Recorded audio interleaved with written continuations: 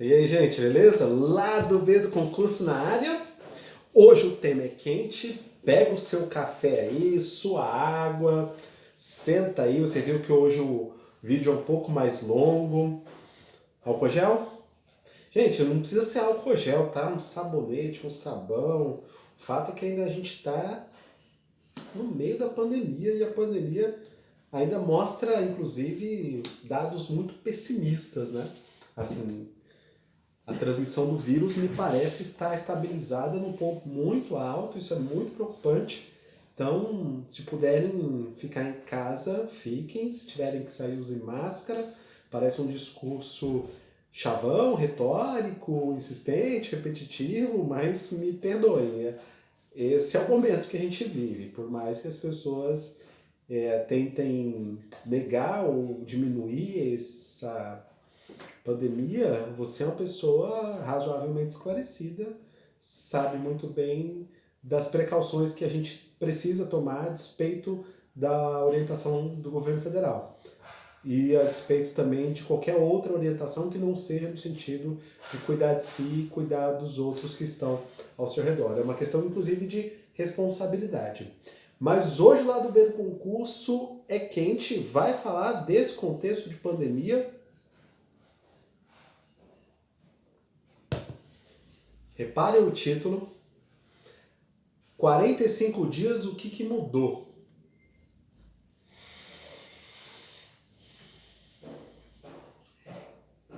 Se você está assistindo esse vídeo e espera uma denúncia gravíssima de fraude, de desvio de verba no concurso do Instituto Rio Branco, se você está esperando uma crítica contra a burguesia, uma crítica contra a elite brasileira, não é o caso. Embora até mereçam em outros contextos, mas não é o caso hoje. O caso hoje é uma reflexão crítica, sim, acerca do Instituto Rio Branco e do governo federal, das orientações em relação à política externa brasileira, para falar num assunto que nos compete, afinal de contas, o CACD 2020 nos compete primordialmente por conta da nossa condição de CACDista. Então eu queria trazer esse concurso para o contexto nacional, contexto da pandemia, o contexto da nossa política externa, do governo federal. Só para vocês terem uma ideia de como esse é um tema caro para esse candidato, para essa escola, eu não fiz o concurso do ano passado. E eu também não fiz o concurso do ano retrasado, se eu não me engano. Isso não é porque eu planejei não fazer assim, é, ah, não vou fazer o concurso porque eu sou uma pessoa birrenta. Não, eu realmente acredito que há uma política externa de Estado, mas eu tenho visto pontos fora da curva muito acentuados, assim, distantes inclusive do texto constitucional. Porque o que nós tínhamos da redemocratização para cá? Diferenças de governo, diferenças de nuances na política externa. O que a gente tem hoje é uma virada de página para ser o mais diplomático possível. E aí eu queria trazer essa reflexão da nova política externa para nós CACDistas, num papo muito, muito respeitoso, mas muito aberto, muito franco. E aí, se você quiser trazer uma água aí, sentar aí, ficar à vontade, eu acho que vai ser uma boa coisa. Se você quiser também participar aqui nos comentários dessa nossa conversa, também vai ser uma boa coisa. Procurem ser respeitosos, mas muito assertivos, sabe? Porque, veja, eu preciso ouvir de vocês se eu estou dizendo alguma bobagem, sabe? Sejam críticos nesse sentido também. Eu sei que tem muita gente que tem um apreço muito grande pela minha pessoa, um carinho pela escola, mas eu acho que nos ajuda se a gente fizer um debate crítico e assertivo. Sim, César, não concordo. César, concordo por isso, por isso, por isso. Somos adultos, né, gente? E aí eu queria falar de 3 coisas hoje. Pegue lá sua água, pegue lá seu café. Só não vou esperar porque você tem a condição de dar pausa aí. Mas ó, papo reto. Esses 3 pontos que eu vou tratar hoje, eles não são para você perder seu tempo na questão da sua preparação para o concurso. Muito pelo contrário, você vai reparar que cada um desses 3 pontos vão servir como um grande motivador e grandes instrumentos para você balizar a sua preparação, sobretudo a sua preparação na terceira fase. Como assim, César? Acabou de dizer que vai descer a lenha aí no Rio Branco, no governo federal, que 45 dias me abre um concurso, me fecha um concurso, e você está dizendo que dá para usar isso na terceira fase? Calma, vamos conversar. Pegou já a sua água, seu café? Pegue lá, criatura! Tu não pegou? Dá um pause aí, pegue lá.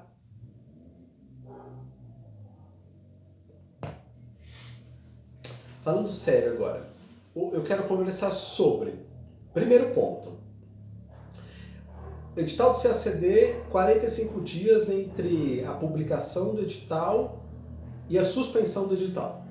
Esse é o primeiro ponto que eu quero refletir com vocês. O segundo ponto que eu quero refletir com vocês é sobre a banca examinadora do concurso.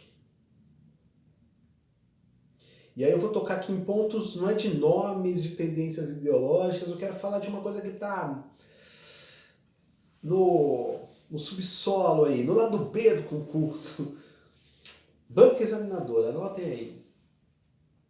E um terceiro ponto sobre você, sobre como é que a gente enxerga uma preparação para o concurso e recebe esse tipo de oscilação ou de impermanência ou de reorganização do planejamento. Volto a dizer, para quem não me acompanha há muito tempo, eu já fiz esse concurso há alguns anos, eu acompanho o CACD desde 2006, acompanho como candidato, não ouvi dizer sobre o CACD, também não dou aula de uma disciplina aqui ou acolá para minha vida virar no ano seguinte dando as mesmas aulas. Eu sou um candidato e eu quero virar essa página assim como você, eu quero ser diplomata, então isso para dizer que é aqui que eu passo, sabe? Eu não vou voltar ano que vem para falar do concurso. Eu gostaria de falar sobre política externa no Brasil, gostaria de falar sobre as disciplinas que a gente vai ter junto lá no Instituto Rio Branco,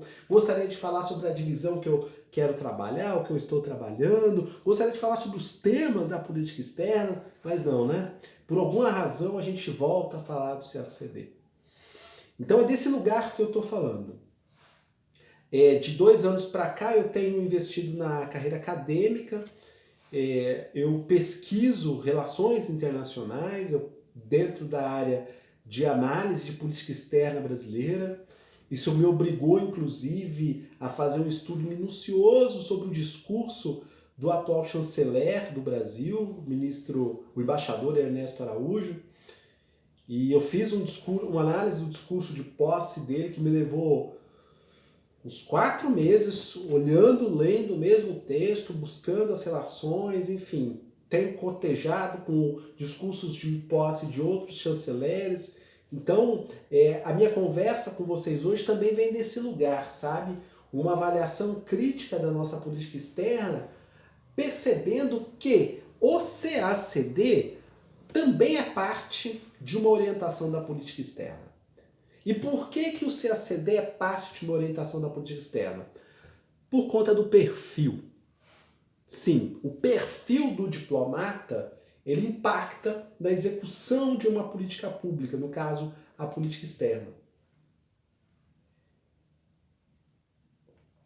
Então, os 3 pontos que eu quero conversar com vocês hoje, os fatídicos 45 dias, a banca examinadora e, por fim, a sua trajetória, elas falam desse lugar, gente.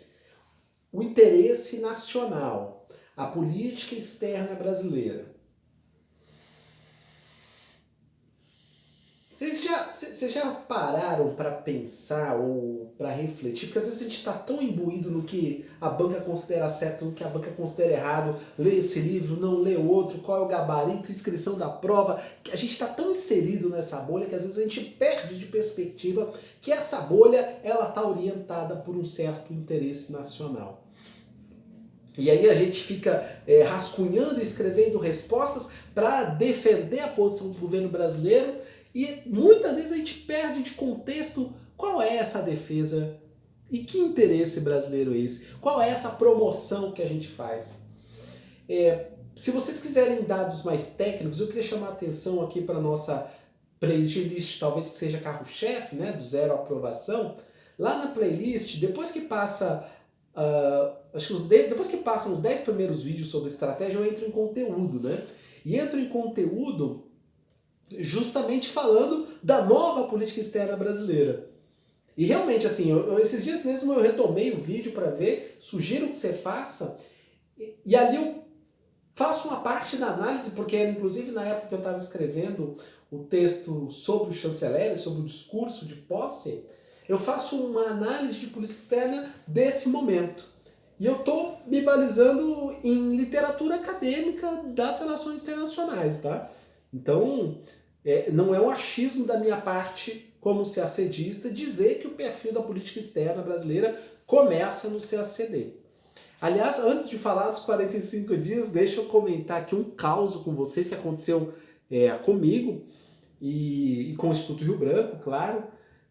E para vocês verem como essas coisas estão muito ligadas. Vou aproveitar para contar esse caos e dizer publicamente do meu enorme respeito aos diplomatas de carreira, não poderia nem ser diferente, né? Respeito à instituição, Instituto Rio Branco, nossas críticas certamente, mas em nenhum momento a gente não vai reconhecer que o Instituto Rio Branco é uma das escolas diplomáticas mais prestigiosas do mundo. Eu tenho minhas reservas de saber se ela é a que forma os melhores diplomatas, tenho reservas seríssimas, eu acho que não é. Eu acho que eles vendem mais esse discurso porque, afinal de contas, eles selecionam uma elite brasileira muito bem formada e dizem que foram eles que formaram, né? Claro, tem um conteúdo, uma programação durante a carreira, mas não é por conta desse conteúdo e dessa promoção que nós nos tornamos os melhores diplomatas. É uma história de vida, sabe? É muito mais do que uma escola de governo que faz com que a nossa elite brasileira seja muito bem preparada a despeito do nosso capital político no cenário internacional. Eu me lembro de uma ocasião que eu estive no Instituto Rio Branco, contribuindo ali de alguma forma para a melhoria do programa de ação afirmativa, e o diretor do Instituto Rio Branco à época se vangloriava, o diretor adjunto também fazia esse coro, e eles se vangloriavam da política pioneira do Itamaraty, e muito justo, é verdade, da política externa por meio da Bolsa, da política externa, que é política externa também, mas do programa de Bolsa da política de ação afirmativa. E eles se vangloriavam também desse caráter de excelência do Instituto Rio Branco, que é indiscutível. É indiscutível que o Instituto Rio Branco tem, assim, um caráter de excelência na sua formação. Eu só não sei, e a minha reserva nesse sentido, só não tenho certeza se essa excelência é construída a partir da própria casa. Eu acho que tem um histórico anterior de vida, de formação, de condição socioeconômica que leva ao perfil da diplomacia brasileira. Esse histórico é que às vezes a gente esquece de considerar. O famoso ponto de partida, gente. O ponto de partida. Esses dias eu estava conversando publicamente, muitos de vocês assistiram, fizemos uma live, das poucas lives que eu faço, eu acho que eu fiz 2 lives na vida e não gosto de live, assim, não acho que acrescenta muito, acho que tem muita live, mas era de um amigo muito querido, um diplomata, que fundou o Instituto, olha o nome do Instituto, Instituto Diplomacia para a Democracia. Como é que você não participa de uma live de um instituto que leva esse nome, né? Diplomacia para a Democracia. Aí eu disse nessa live, e repito, porque realmente é uma coisa que eu acredito e vejo a partir desse texto, né? Não sou nem eu que estou dizendo, Constituição da República Federativa do Brasil. Olhando para esse texto, eu digo que todos os nossos editais de CACD, todos, se passassem pelo crivo do STF, aqui não chega lá, mas que passasse aí por uma primeira instância, todos poderiam ser declarados editais inconstitucionais. Sim, editais inconstitucionais porque não consideram o princípio básico da administração pública, que é o princípio da impessoalidade, por exemplo. Eu acho que se você não considera a diferença no ponto de partida, aliás, não é o princípio da impessoalidade, né? Perdão, é o princípio da igualdade. O princípio da igualdade. Mas o da impessoalidade também já chego lá para falar das provas discursivas. Mas se você não considera o princípio da igualdade, mostrando que há uma diferença na partida do concurso, você considera todos os CACDistas em igualdade de condições, bem, você não está respeitando o princípio da igualdade, que é um princípio da administração pública, que considera os iguais na medida da sua igualdade e os desiguais na medida da sua desigualdade. Não, o que aparece lá é o edital e você que se vire. E aí sim a gente já entra no primeiro tema. O que faz, gente, do ponto de vista da garantia do concurso, um edital ser aberto no meio da pandemia?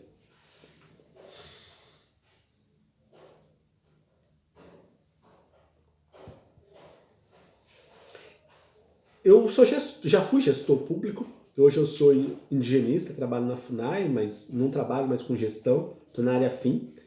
Mas buscando a área meio da administração pública federal e provocando os seus conceitos, os eventuais conhecimentos que vocês tenham de administração financeira e orçamentária, se vocês têm esse conteúdo de administração financeira e orçamentária, vocês vão dizer que a jogada do Ministério das Relações Exteriores com a publicação do edital teria sido uma jogada de mestre. De mestre, reconhecidamente, do ponto de vista do orçamento público, do ciclo orçamentário, da rubrica orçamentária, tiro o chapéu para a casa. E sem reserva, realmente o que se passou ali? Eu preciso garantir um recurso financeiro para execução de um concurso público. Quando esse concurso vai acontecer é uma segunda questão. Então, primeiro eu preciso garantir as condições do concurso. Então, o Ministério da Economia autoriza o concurso e nessa autorização eu tenho um recurso lá na lei orçamentária anual reservado para determinada rubrica orçamentária que me permite fazer essa contratação. Se eu vou executar o serviço, é uma segunda questão. E, claro, para que o Ministério das Relações Exteriores pudesse garantir a execução do CACD, nesse contexto de pandemia, você há de concordar comigo, uma briga por orçamento com outros ministérios. Entende? Nessa briga orçamentária, aquilo que está previsto na rubrica já desde o ano passado da LDO, na LDO e nesse ano na LOA, ela pode vir abaixo, porque ela pode não ser executada. Porque eu preciso... lembra, a LDO e a LOA, elas são previsões de recurso. Se o governo federal não arrecada, eu posso não garantir a execução daquele serviço. Então, para garantir esse recurso dentro do Ministério das Relações Exteriores, sem dúvida nenhuma, é uma jogada de mestre publicar o edital.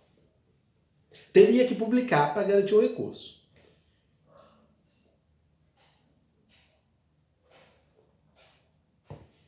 Bem, garantido o recurso, eu não preciso dizer que no meio de uma pandemia o governo federal está numa escassez de arrecadação. Não estou dizendo que o Estado está pobre, não, como querem vender, ou que o Estado está quebrado, como querem vender. O Estado não quebra, gente. Claro, o Estado ele tem diversas políticas econômicas, inclusive de caráter expansionista. Mas essa história de... Se a gente fosse considerar Estado quebrado por conta da dívida pública, o Japão não existiria. Os Estados Unidos, então, nem se fala, a maior dívida pública do mundo. Então, o Ministério das Relações Exteriores fez certo, César? Do ponto de vista da administração financeira orçamentária, fez. Eu acho que a publicação agora do cronograma é que talvez não tenha sido a melhor, porque o cronograma previa um concurso para acontecer, gente, em 30 de agosto. Tinha data lá da prova. E pelos dados da pandemia, nós tínhamos pouquíssimas chances, já à época, de que essa prova aconteceria. Causa estranheza o silêncio dos CACDistas, causa estranheza o silêncio do mercado CACDístico. Estranheza sim, né? Até a página 2. A gente sabe por que o silêncio imperou. A gente sabe, né?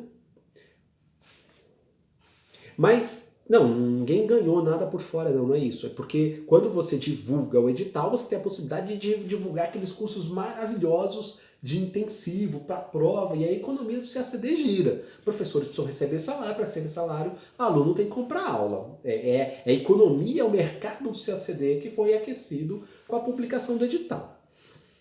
Mas sabíamos, olhando para os números da pandemia, que não teria prova dia 8. O que me preocupava é que, nesse contexto do governo, muitas vezes, nem sempre é verdade, mas muitas vezes de um governo negacionista, um governo que não tem ministro da saúde, gente. Claro, é uma discussão política aí sobre um acordo que o presidente da República teria feito com os governadores, né? No sentido de os governadores e prefeitos articularem e executarem a política de saúde. Tem esse acordo, não adianta jogar tudo no colo do Bolsonaro também, porque isso é uma coisa que a oposição faz muito bem, não é o nosso caso aqui. Embora eu também seja oposição a esse governo, não nos cabe aqui na condição de ser acedista ficar entrando nessa ou naquela narrativa, assim, sabe? Mas, de fato, não ter um ministro da saúde, gente, ministro da saúde, coordenando uma política nacional de saúde em meio da pandemia, não dá para imaginar que ia ter uma prova no dia 30/8. Dito isso, o que faz o Instituto Rio Branco suspender a prova?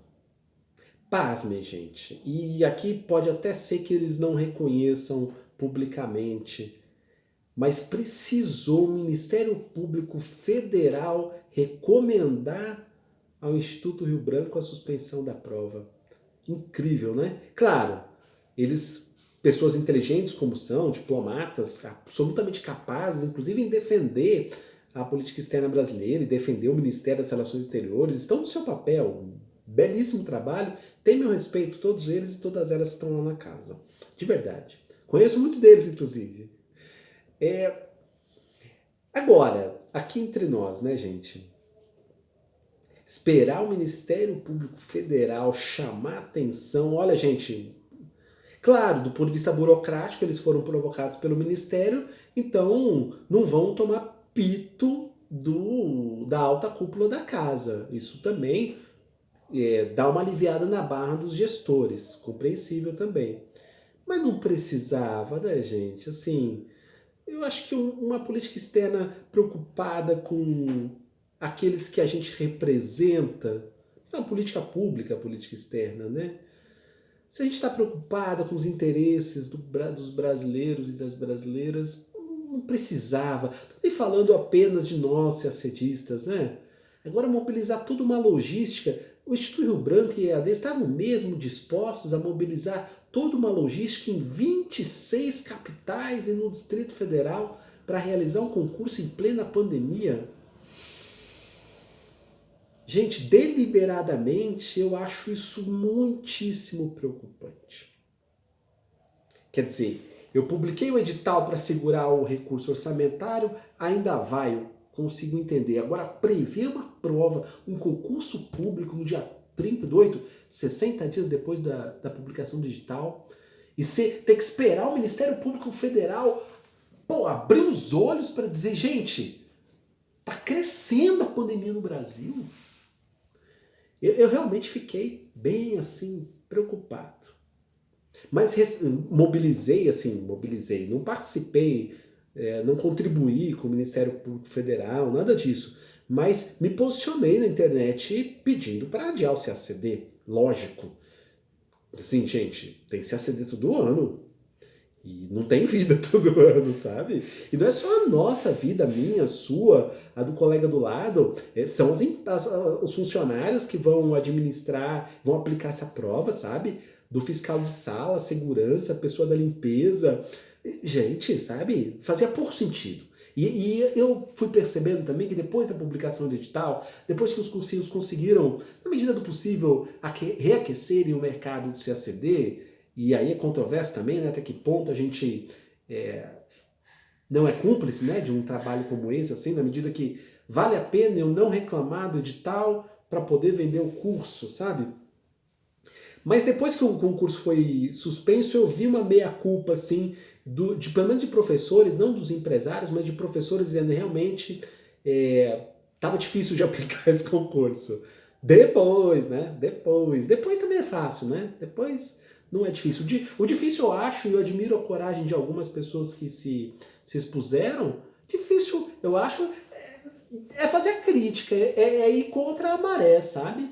Eu acho que a gente precisa ter mais coragem para fazer isso. Eu entendo que os diplomatas não possam fazê-lo, né? Afinal de contas, é uma questão institucional, inclusive do regramento da carreira diplomática, mas os professores, os cursinhos, os CACDistas, a gente vive num país democrático, né, gente? País democrático, né? Liberdade de expressão, livre manifestação do pensamento, como diz no artigo 5º, tá tudo certo, você só não precisa desrespeitar as pessoas. Aliás, insisto, eu tenho uma consideração enorme, um respeito enorme, quase que uma devoção ao Ministério das Relações Exteriores, senão não estaria há 8 anos querendo fazer parte do corpo diplomático brasileiro. Não é nem uma questão de retórica, são 8 anos de estrada, gente. Poderia muito bem estar fazendo outras coisas da vida e realmente tem um apreço por essa carreira.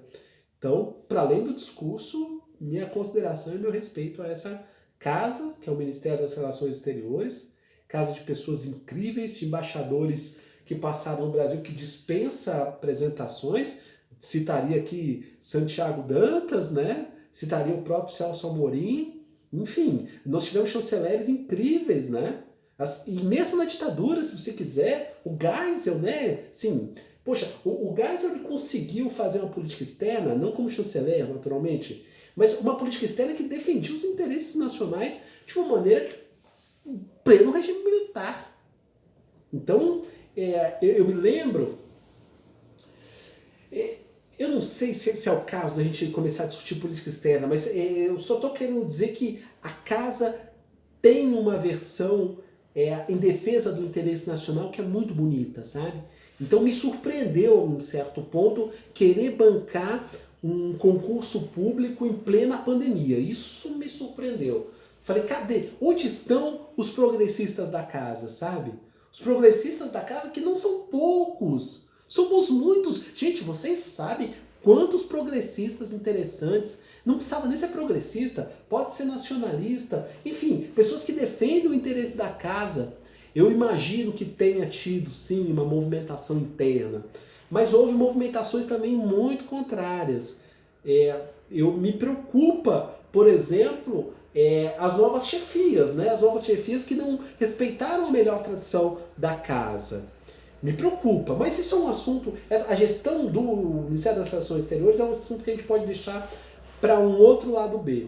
Acho que o primeiro lado B, assim, desse pós-suspensão do concurso, a gente precisa realmente pensar. E aí fica a minha pergunta, gente. Pensar para qual Brasil nós estamos olhando. Qual Brasil é esse que nós estamos olhando? Quando a gente olha, primeiro, olhando do Rio Branco, o que me faz abrir um concurso e suspender em 45 dias?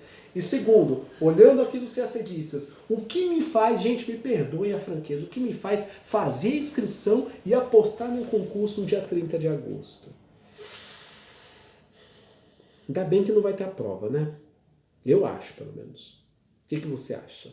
Bote aqui nos comentários. César, você está exagerando. César, eu concordo, não concordo. Eu espero que você concorde. Mas se você não concordar, também está tudo certo. A gente não vai deixar de ser amigo por isso. Mas eu realmente acho que não tinha nem que fazer inscrição, gente. Não tinha.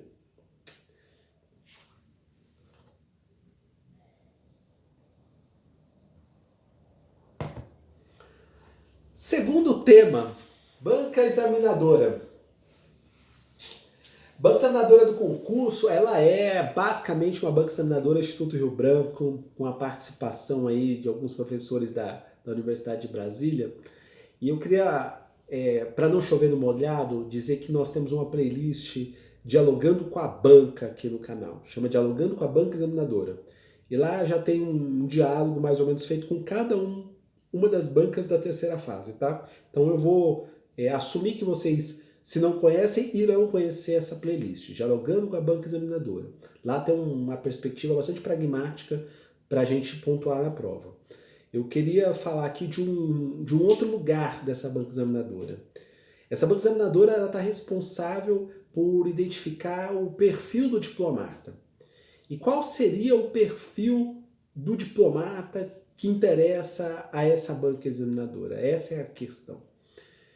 Essa questão eu já vi ministros e embaixadores se perguntando, já tive conversa com alguns embaixadores, né, perguntando qual é o perfil do diplomata brasileiro. Tem várias versões e várias perspectivas, mas a gente não vai fugir digamos, dessa perspectiva institucional, que são aqueles diplomatas, aquelas pessoas que estejam sejam capazes de defender e promover os interesses do Brasil e dos brasileiros em situações adversas, né? Eu acho que a adversidade é uma característica importante de ser captada por esse corpo diplomático. A adversidade ou a resiliência, porque nós, quando representamos, sobretudo no exterior, quando nós representamos os interesses do Brasil, dos brasileiros, nós pensamos num sistema internacional, numa sociedade